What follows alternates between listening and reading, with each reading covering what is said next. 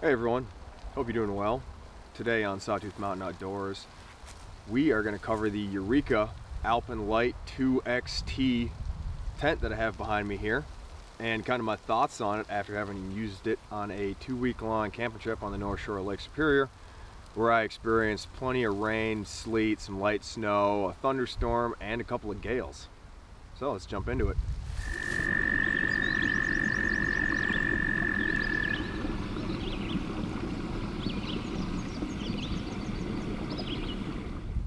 So I've used this tent for about 2 weeks now on a camping trip in northern Minnesota, right on Lake Superior, and you can actually see the lake right in the background. So pretty exposed to wind here and anything blowing off the lake. Now, that being said, I would like to have reviewed it a little bit longer, but this tent is no longer available except as a factory second, so I figured I might as well put a video out on it while it's still available. Otherwise, you know, what's the point? Well, I've been up here. About the first week, it rained on and off every day pretty much. There was a thunderstorm, it sleeted a bunch, it snowed a little tiny bit. We had a couple gales, so your wind gusts up to 40 miles an hour, or 40 knots plus, sustained 20 to 30 knots. So I didn't have a Kestrel, I was just going off of the NOAA weather, but it was pretty windy. Now with that, I can say like it performed pretty well in those conditions. Now this tent, so I don't have any relationship with Eureka. It's a $400 tent, but as a factory second right now, as of October 2022, you can still pick it up for $220. You got to go on their website and you got to search Alpenlite in the search bar, or else it won't show up. But that's how you find it. You can find all the information about it on the website. I guess Eureka is a company. Like generally, they make like, you know, good quality mid-tier tents. They do make some pretty exceptional high quality tents, and some, you know, outdoorsmen like Cliff Jacobson or Jim Barrett, if you follow him on YouTube, those guys use Eureka tents. So Eureka has been in the game for a long time, and they do know what they're doing when it comes to making tents. Now this one, it's listed as a 2-man tent. It's really a 1-man tent. It's more of an emergency thing. You could fit 2 people in it, but it would be very tight. I mean, like 2 people that wear, you know, size large t-shirts are going to be crammed in there. But as a 1-man tent, it's about perfect, with the option in an emergency to put a second person in it. I think it's about 7.5 feet by 4 feet on the interior. That's what the website says, at least. I didn't measure it. But you got 31 square foot of floor space, 9.5 square feet on the vestibule. So it's for one person, it seems pretty perfect. The weight is listed at a minimum of 7.5 pounds and a max of about 10. Now, don't let the weight dissuade you. Like, keep watching the video. The tent weights that they list online are complete BS. So yeah, keep watching the video and I'll explain about that in a minute. Now the fly is made out of 75 denier polyester. It's coated. It's got an 1800 millimeter hydrostatic head rating. The inner tent's 70 denier, breathable, and the floor is a 70 denier coated nylon with a 3000 millimeter hydrostatic head rating. So the water resistance is going to be pretty good, or at least on par with, you know, everything else in a comparable range. So yeah, and other stats, the website's got a bunch of stats on it, so if you search the website, you can go look at all the specs. But those are the basics. The design is like, so it's an A-frame, but in my opinion, it's kind of a modified A-frame, because generally you have 2 end pieces with a bar in the middle. This one has another loop that goes over the center pole. So it's kind of like a modified A-frame, and I think they really nailed the design on this one. It's in between a dome tent and a tunnel tent. So it kind of gives you a little bit of both worlds on that one. The modified A-frame design is going to give you a lot better wind resistance, and it's going to give you a lot better snow loading than a standard A-frame, because now the center of the tent, that fly material, is also supported, and it increases the internal volume a little bit. And along with the design, they kind of, if this is the end that you get in at, the tent tapers off, so it reduces the internal volume a little bit, making it warmer, lighter, and you're not really losing anything. Plus it's a little bit more aerodynamic since there's less material on the outside to catch wind. But yeah, I think the design, they really nailed the tent frame design on this one. Now it uses, it's a 6-pole design, and it uses either 9mm or 9.5mm DAC poles, which are kind of the gold standard. So the pole situation is very high quality on this one. Other than that, the design, the interior of the tent has a lot of ventilation. it's got a lot of vents that you can open or close, but there are no fixed vents. You can completely seal the inside of the tent, ventilation wise, or you can open it up, the sides, both ends, and the top to get a lot of ventilation. And then you got about a 4-inch gap from the fly to the ground, which is going to allow breeze to blow in and get rid of the condensation on the inside of the tent, which it does a very good job of that. Now your uses, and this is going to be kind of compared to other more or less expedition quality 3 and 4 season tents. I'm not taking into consideration like state park campground style tents. This is really like a 3.5 season tent. And what I mean by that is you have the ability to go 4 season. Like, you're going to have the wind resistance, you're going to have the warmth, you're going to have the foul weather capability. But with the amount of ventilation it has, it's going to allow you to more comfortably use the tent in warmer weather, which is kind of a big deal, because I've used some fairly robust, high quality 4 season tents in the summer, and they don't work very well for that. You get tons of condensation on the inside of the tent, and they'll be so warm even at night when the sun's not out. If you have a serious foul weather tent in the summer, it's pretty miserable to use in the summer. There's no ventilation. You'll be sweating all night long. If it's humid, misty, anything like that, the inside of the tent, the flies get coated with moisture. And now that's not like your real foul weather oriented 4 season tents. This one, with that 4-inch gap between the fly and the ground, that lets in a lot of ventilation. And using it when it was rainy and very humid and just crappy weather, I noticed almost no condensation on the inside of the fly, which is, compared to other 4 season tents that get tons of condensation inside of the fly, it's really nice to have. And I think in warmer weather, the tent's going to be a lot more comfortable because you'll get ventilation under the fly, you'll be able to open up all the vents on the inside of the tent. And I think this tent kind of fills this sweet spot where it's going to be comfortable when the weather's a little bit nicer. Maybe you don't want to use it if it's 100 degrees, but when it's nice camping weather, you'll be comfortable in it. But it also still has the foul weather capability where you can take it winter camping. You can count on it if you're going to be in a storm, if you're going to be in foul weather. It's really that they kind of bridge the gap between 3 and 4 season tents on this one, and I think they did a very good job with it. Now, yeah, uses, since the weight on this one is a little bit heavier than some tents, you may or may not want to backpack it with it. Like, as a summer backpacking tent, this probably isn't the one, right? It's fairly heavy. It's getting up close to 10 pounds. Canoe camping, it's going to be pretty perfect. This would be a great canoeing tent. Car camping would be fine. Winter camping, if you're skiing or if you're pulling a sled, you'd be all right. It's kind of a trade-off, though. How much weather resistance do you want and how much weight do you want to carry? Obviously, the more robust a tent is, the heavier it's going to get. So you kind of have to decide what weather conditions you're going to be in and how you're going to use the tent, and if the weight's going to be a factor or not. For me personally, it's not, but I'm strong. I don't mind carrying a couple extra pounds if it ensures that I'm going to be safe and comfortable when I'm outdoors. Now, the tent does have a few improvements that I think could be made on it, and that's, number one, I'd like to see less plastic in critical areas. How the fly connects to the tent itself uses plastic sliders and buckles. I'm not a big fan of that. I know there's used a lot on tents these days, but I would like to see a different attachment system that gets rid of plastic that you could accidentally step on and break, or even those plastic buckles. If you use them enough, what I found is eventually they just break. But yeah, a lot of tents use it. I think it'd be fine. If they're going to keep using plastic buckles on the fly itself, on the vestibule out here, I would like to see buckles on one corner of the vestibule so you could open it up further, because the tent is kind of hard to climb in and out of. It's a very small door opening. It would be nice if you could reef the cover open 2/3 of the way instead of 1/3 of the way to be able to climb into the tent.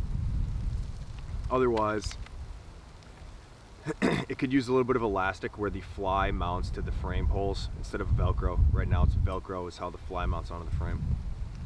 I would like to see a little bit of elastic on the door end, on this end here, because when you put a lot of tension in the guy lines, it kind of distorts the door and it gets hard to zip. And that's something that I'm probably going to add, is I'm just going to add some elastic in there to make sure that the door zipper doesn't get too distorted. Otherwise, on the guy lines, they have kind of these cheap plastic sliders. I'd like to see an improved slider. I know tents have ones that they have teeth and you can break them loose, move them, and have them bite back in. Those are outstanding. I wish the tent came with those, and I wish it came with guy lines that had reflective material in them so you could see them at night. It just comes with straight black guy lines, so the guy lines could stand to be improved a little bit. But other than that, I mean, all these improvements are kind of nitpicky. The strengths of the tent, the design, the 6-pole A-frame design, the modified A-frame design, I think they nailed it. The skeleton of the tent is very solid. It holds a great shape. It's aerodynamic. It's got good internal volume, and it's got like enough space where you can comfortably sit up inside of the tent, take your jacket on and off, but the tent still has a relatively low internal volume, which is important for staying warm in the winter. This tent's probably one of its biggest strengths is the staking options. And this factors into the weight thing. A lot of tents that list a low weight online have poor staking options. They omit stake attachment points, so that way they can claim that the maximum weight of the tent is low. Well, this one comes equipped to be run with 21 stakes, which is exactly what you're looking for if you want foul weather performance. You want to be able to stake the crap out of your tent. And this one, you're able to do that. Like I said, you got 21 stakes, and this thing is going to hold up, and it's going to hold together in high winds. Much better than a lot of tents that come with, you know, half as many stakes, generally speaking, stuff like that. So the staking options for this tent are outstanding, and that's one of its biggest strengths. And I'm glad that Eureka included the number of attachment points that they did for stakes and guy lines, because that's hard to find on a lot of modern tents. It's got closed end tent poles, which is huge, because as soon as you start putting up tent poles when it's muddy or snowy, if it's open end tent poles with a pin that goes in them, those just get packed full of crap, and then you can't use the tent. These are closed-end tent poles, and so there's no concerns about your tent poles getting packed full of stuff and not being able to assemble a tent. So that's a big strength. They use the DAC tent poles, which are the gold standard. I'm a big fan of those. Never had a problem with them. It's about 90% freestanding. The frame of the tent's freestanding. You do have to stake out the vestibule and the sides of the vestibule, or the rain fly a little bit to get it to be taut. But even if you didn't stake anything out, it would be usable freestanding. But to get the fly tight, you need to stake it out. It's about 90% freestanding though, which I like, because you don't always have the options for great staking points, and sometimes you can't really stake your tent down. You got to tie it to things or tie it to your backpack or whatever. So that's good on this one, where it's mostly freestanding. On the inside, you got a lot of ventilation options, which is great. You got a lot of pockets to put stuff. It's got attachment points along the ridge line to hang flashlights or a clothesline. The inside of the tents is very well designed, and I like that. And probably its biggest strength is for the price. It's hard to beat, especially at the $220 factory second price. I don't think you could find a better tent for that price. Now, there's a few things that you're going to need to do before you take this out and use it. One, I would recommend inspecting all of the seams to make sure that they're properly taped, or there's no little gaps in it or defects in the taping. I didn't do that before this trip, but it's good practice to do it. I didn't have any problems with it in the rain without inspecting the tape, but like I said, you probably should tape it. And then stakes. You're going to need stakes. So this tent doesn't come with all of the necessary stakes. I believe it came with 15 stakes, and like I said, as equipped with all the guidelines they supply, you can run 21 stakes. I don't see it as a negative that they didn't supply all the stakes, because for an expedition tent, they assume that you have your own ideas on tent staking, and you're going to pick tent stakes that match the environment and the weather conditions that you're going to be in. So it came with enough stakes to set it up, and they're counting on you to supply whatever stakes are going to work for your environment, which I think is totally fine. Now, what I recommend is these Y pegs, right? It's just a 3-piece. These are see if it'll focus. Just the Coglin Y pegs, the ultralight Coglins.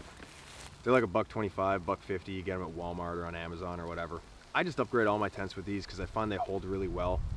They're not the best Y pegs out there, but for the price, and if you're outfitting a lot of different tents, they're hard to beat. So here's what you're going to need. The floor itself takes 6 stakes. The fly to get it taut takes an additional 7 stakes. And then the guy lines, you can run up to 8 guy lines off of the fly. So you're looking at 21 total stakes to be maximum, like, for all of your staking options. So I would say get 21 Y pegs, and then get 6 additional just regular spike style stakes, like the ones that come with it. So that way you can double stake everything. So then you'll have 2 sets of 21 stakes, and that'll allow you the best high wind performance, where you can double stake every, every guy line and every stake pocket in the tent. So that would be my recommendation.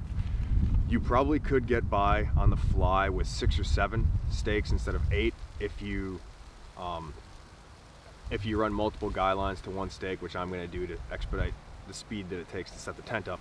But bottom line is, I would say get 21 Y pegs and get 6 extra spike stakes, and then you'll be set no matter what the weather conditions are. So you will need the stakes before you go out and use the tent. Okay, so now we'll do a little walk around here. You can see you've got the modified A-frame design with a pole in the center. It slopes towards the foot end of the tent. I like that. It keeps the internal volume low, makes it more wind resistant. You get your vestibule on the front end. It has a window, which I wasn't too sure about at first, but now I'm a huge fan of it, because you can just crack open the top of the door a little bit and see outside, see what the weather looks like. But yeah, that's what you got here.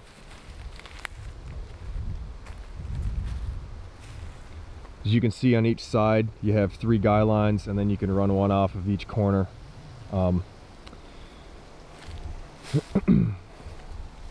When you set it up, everything's color coded. Everything's black except for one side, which is the fly is yellow and the tent floor is yellow, so it's easy to set up. It's color coded. Inside of the tent,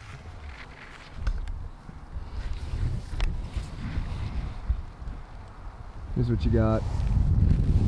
It's got a fairly good internal volume. It's a lot more so than a standard A-frame like a Timberline would be. All of these triangle panels on the doors, on the bottoms, those open up for ventilation. The back side there, that triangle opens all the way up. These ones on the ridgeline open all the way up, and the door opens all the way up. So you've got great ventilation options. You've got, I think, 6 pockets to put stuff in. You can hang things from the ridgeline. And then volume wise, here's what it looks like with my standard bedroll. And then I got about 1.5 feet or so to the other wall. So not a whole lot of space, but it's definitely enough. It would be tight with 2 people though. But yeah, it's a good 3.5 season kind of do-it-all tent, especially for the price of 220 bucks. This thing's gonna be really hard to beat. I would definitely recommend it. Is it the best thing out there? Hard to say, but I mean, for the money, I'm super impressed with it, and I know I'm gonna get a lot of use out of it because of its like versatility with ventilation and its weatherproofness. And I'm always concerned about high winds. I think any tent should be able to easily put it with 40-mile-an-hour winds, and I know this one will just fine. And then here's the environment that I've been using it in. All right, we have right over here, we got Lake Superior there. It's kind of hard to see because the camera's pointed straight into the sun, but we get plenty of wind off the lake, and kind of got the mountains in the background. And beautiful spot to be camping. But yeah, I got nothing but good things to say about this tent, and I would definitely recommend it if you can get it as a factory second. For the price, it's hard to beat.